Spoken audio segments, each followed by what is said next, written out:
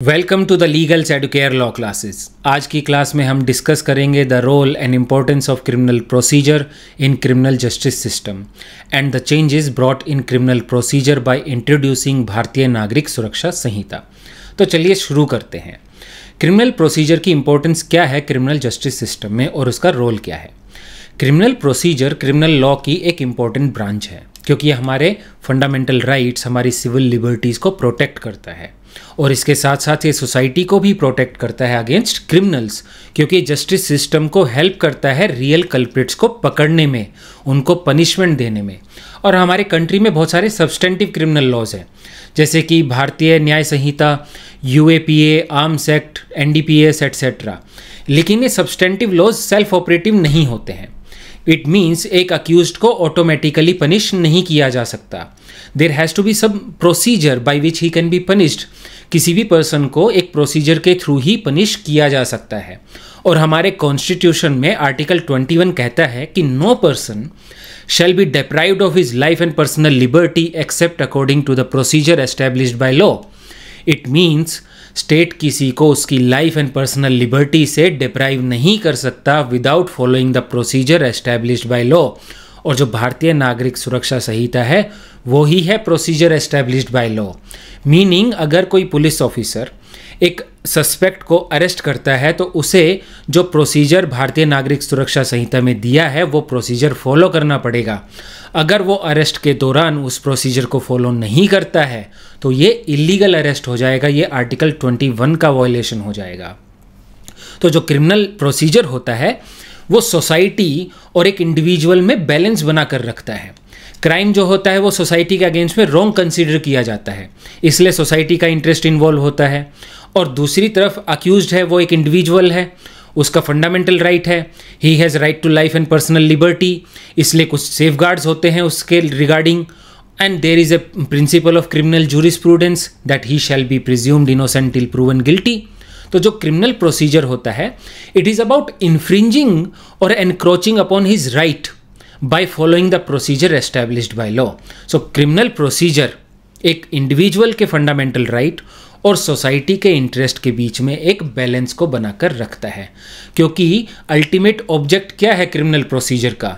Real culprit को पकड़ना, उसको पनिशमेंट देना, ना कि किसी इनोसेंट को पनिशमेंट देना। इनोसेंट को कभी भी पनिशमेंट नहीं मिलनी चाहिए, यही अल्टीमेट ऑब्जेक्ट है क्रिमिनल प्रोसीजर का। सो क्रिमिनल प्रोसीजर का क्रिमिनल जस्टिस सिस्टम में बहुत इंपॉर्टेंट रोल होता है। ये क्राइम को डिटेक्ट करने की मशीनरी प्रोवाइड करता है, ये सस्पेक्ट्स को अरेस्ट करने का प्रोसीजर प्रोवाइड करता है, एविडेंसेस को कलेक्ट करने का प्रोसीजर प्रोवाइड करता है, ट्रायल का प्रोसीजर प्रोवाइड करता है, अप्रोप्रिएट सेंटेंस इम्पोज करने का प्रोसीजर प्रोवाइड करता है। इसलिए क्रिमिनल प्रोसीजर इन्वेस्टिगेशन और ट्रायल करने की मशीनरी जो होती है, पुलिस और कोर्ट्स, इनको रेगुलेट और कंट्रोल करता है। ये पुलिस को एडिक्वेट पावर्स भी देता है ताकि इन्वेस्टिगेशन प्रोसेस को स्ट्रॉन्ग किया जा सके। कोर्ट्स को एडिक्वेट पावर देता है ताकि जो एडजुडिकेशन प्रोसेस है उसको स्ट्रॉन्ग, इफेक्टिव एंड एफिशिएंट बनाया जा सके। And at the same time उसके रिगार्डिंग सेफगार्ड्स भी प्रोवाइड करता है ताकि इन पावर्स का अब्यूज ना किया जा सके कोर्ट्स या फिर पुलिस के द्वारा। So criminal procedure is about the initiation of proceedings against the accused and finally convicting or acquitting him. अब हम बात करेंगे भारतीय नागरिक सुरक्षा संहिता के बारे में। सबसे पहले तो मैं आपको ये बता देता हूँ कि भारतीय नागरिक सुरक्षा संहिता अभी फोर्स में नहीं है, ये 1 जुलाई 2024 से फोर्स में आएगा। अभी सीआरपीसी 1973 ही फोर्स में है। भारतीय नागरिक सुरक्षा संहिता सीआरपीसी को रिप्लेस कर देगा। भारतीय नागरिक सुरक्षा संहिता को क्रिमिनल जस्टिस सिस्टम में कुछ सुधार करने के लिए लाया गया है, जैसे कि जो कॉम्प्लेक्स प्रोसीजर है उसकी वजह से होने वाले डिले को टैकल करने के लिए, हाई केस बैकलॉग्स हैं उससे निपटने के लिए, लो कन्विक्शन रेट्स हैं उससे निपटने के लिए, इन्वेस्टिगेशन प्रोसेस में जो डिले होता है उसको कम करने के लिए, और जो फॉरेंसिक टूल्स हैं उनका एडिक्वेट और प्रॉपर यूटिलाइजेशन करने के लिए भारतीय नागरिक सुरक्षा संहिता को लाया गया है। अब मैं आपको इसका ब्रॉड ओवरव्यू बता देता हूं कि क्या क्या चेंजेस किए गए हैं क्रिमिनल प्रोसीजर में। नंबर 1 चेंज है regarding the registration of FIR. अब इलेक्ट्रॉनिक कम्युनिकेशन के माध्यम से भी एफआईआर रजिस्टर की जा सकती है, लेकिन जो इन्फॉर्मेंट होगा, जिसने इन्फॉर्मेशन दी है एफआईआर के रिगार्डिंग, उसे 3 दिन के अंदर अंदर फिजिकली उसको साइन करना पड़ेगा, इसके बाद ही इसको रिकॉर्ड पर लाया जाएगा।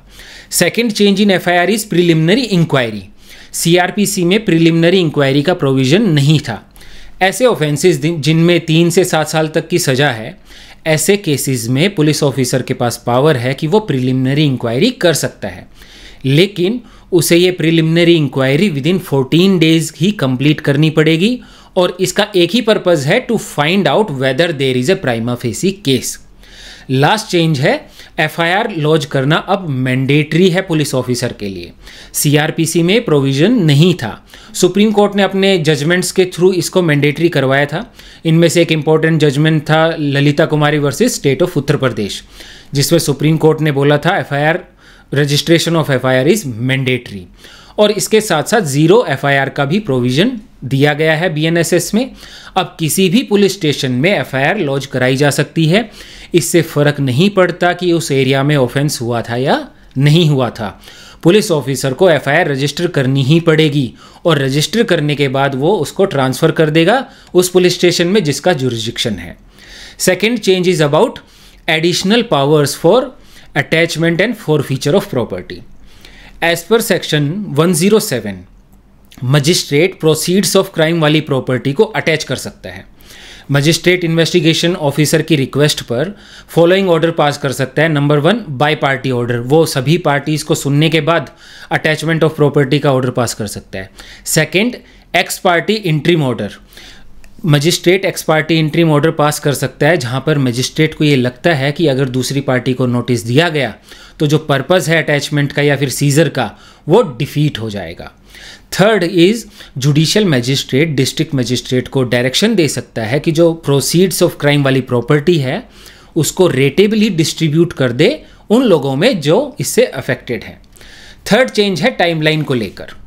First is about the committal. Judicial magistrate को 90 डेज के अंदर अंदर from the date of taking cognizance case को कमिट करना पड़ेगा कोर्ट ऑफ सेशन को, और स्पेशल सर्कमस्टांसिस में इसको 180 डेज तक एक्सटेंड किया जा सकता है। Second is about the supply of police report and documents. Accused को पुलिस रिपोर्ट और डॉक्यूमेंट्स प्रोवाइड करने पड़ेंगे विदिन 14 डेज जब से उसको प्रोड्यूस किया गया है। Third is about the framing of charge in case of trial before a court of session. Court of session को within 60 days from the date of first day of hearing of charge, उसके 60 दिनों के अंदर अंदर charges frame करने पड़ेंगे। Fourth change is about the judgement in case of trial before a court of session. Arguments complete होने के 30 days के अंदर अंदर जजमेंट प्रोनाउंस करना पड़ेगा। इसको एक्सटेंड करके 45 डेज किया जा सकता है, लेकिन उसके लिए आपको स्पेसिफिक रीजंस देने पड़ेंगे। इसके अलावा ट्रायल और inquiry day to day basis पे होनी चाहिए और 2 से ज़्यादा एडजर्नमेंट ग्रांट नहीं किए जाएंगे। Fourth change is regarding the arrest. Arrest में कोई सब्सटेंशियल चेंज नहीं किए गए हैं, लेकिन एक चेंज है जहाँ पे भारतीय नागरिक सुरक्षा संहिता में हैंड कफिंग को कुछ कैटेगरीज के ऑफेंडर में अलाउ किया गया है, जैसे कि रिपीट ऑफेंडर्स हो गए या फिर हैबिचुअल ऑफेंडर्स हो गए, उनके केसेस में हैंड कफिंग को अलाउ किया गया है। Fifth change is about the use of electronic mode at the stage of investigation, inquiry and trial. Bharatiya Nagarik Suraksha Sanhita में electronic communication and audio video electronic means को इंट्रोड्यूस किया गया है। फॉर एग्जाम्पल, विटनेसेस और अक्यूज्ड को इलेक्ट्रॉनिक कम्युनिकेशन के माध्यम से समन भेजे जा सकते हैं। Investigating officer audio video means के थ्रू स्टेटमेंट रिकॉर्ड कर सकता है विटनेसेस का। सिमिलरली वो पुलिस रिपोर्ट जैसे डॉक्यूमेंट्स को भी इलेक्ट्रॉनिक फॉर्म में सप्लाई कर सकता है। सर्च एंड सीजर को भी ऑडियो वीडियो मीन्स के थ्रू रिकॉर्ड किया जा सकता है।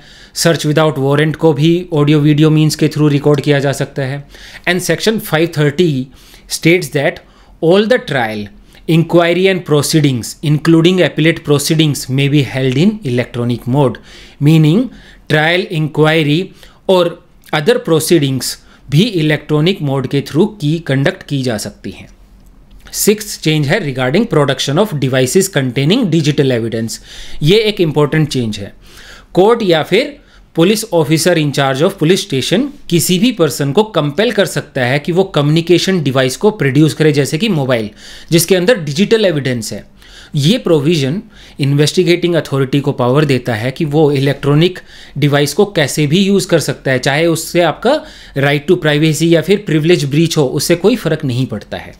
7th चेंज है in lines of Satyendra Kumar Antil versus CBI। Section 190 के अकॉर्डिंग जब भी चार्जशीट फाइल की जाती है तो अक्यूज्ड को प्रोड्यूस किया जाता है, लेकिन सेक्शन 190 ये कहता है कि जब चार्जशीट फाइल की जाती है और अक्यूज्ड कस्टडी में नहीं है, अक्यूज्ड को कस्टडी में नहीं लिया गया इन्वेस्टिगेशन के दौरान, तो इस ग्राउंड पर जुडिशियल मजिस्ट्रेट पुलिस रिपोर्ट को एक्सेप्ट करने से मना नहीं कर सकता। Next change is about the police custody. ये बहुत ही इंपॉर्टेंट चेंज है क्रिमिनल प्रोसीजर में। एज पर सेक्शन 187 15 डेज़ की पुलिस कस्टडी अलाउड है और ये पुलिस को एम्पावर करता है कि वो इनिशियल 40 डेज़ या फिर 60 डेज़ में कभी भी पुलिस कस्टडी ले सकता है। CRPC में ओनली इनिशियल 15 डेज़ में ही आपको पुलिस कस्टडी मिल सकती थी, चाहे वो 2 दिन की हो, 10 दिन की हो या फिर पूरे 15 दिन की हो, इनिशियल 15 डेज़ में ही अलाउड थी। लेकिन अब भारतीय नागरिक सुरक्षा संहिता में ये एक मेजर चेंज किया गया है कि अब इनिशियल 40 डेज़ या फिर 60 डेज़ में कभी भी आप पुलिस कस्टडी मैक्सिमम 15 डेज़ की ले सकते हैं। Next change is regarding the rights of victim. First, police officer की ड्यूटी है कि उसे विक्टिम को इन्वेस्टिगेशन प्रोग्रेस के बारे में इंफॉर्मेशन देनी पड़ेगी। सेकंड, पुलिस ऑफिसर की ड्यूटी है कि जो डॉक्यूमेंट्स होते हैं, पुलिस रिपोर्ट एट्सेट्रा, वो विक्टिम या फिर उसके एडवोकेट को प्रोवाइड करना पड़ेगा। थर्ड है कि जो विड्रॉल ऑफ प्रोसिक्यूशन होता है वो विक्टिम को सुनने के बाद ही अलाउ किया जा सकता है। फोर्थ है जो witness protection scheme, state government की ड्यूटी है कि वो एक विटनेस प्रोटेक्शन स्कीम बनाए। Fifth, victim compensation scheme, state government की ड्यूटी है कि वो विक्टिम कॉम्पनसेशन स्कीम बनाए।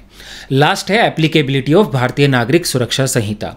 सेक्शन 531 कहता है कि कोई भी appeal, application, trial, inquiry, investigation जो भी पेंडिंग है बिफोर और on the date of 1 July 2024, उस पर CRPC के ही प्रोविज़न एप्लीकेबल होंगे। वो CRPC के प्रोविज़न के अकॉर्डिंग ही डिस्पोज ऑफ की जाएंगी, उस पर CRPC ही एप्लीकेबल होगा, BNSS एप्लीकेबल नहीं होगा। BNSS उन्हीं प्रोसीडिंग्स पे एप्लीकेबल होगा जो 1 जुलाई के बाद इनिशिएट होंगी। तो इसी के साथ हम कंक्लूड करते हैं आज की क्लास। आई होप आपको बेटर क्लैरिटी मिली होगी regarding the changes in the criminal procedure. If you like our content, please like, share and subscribe.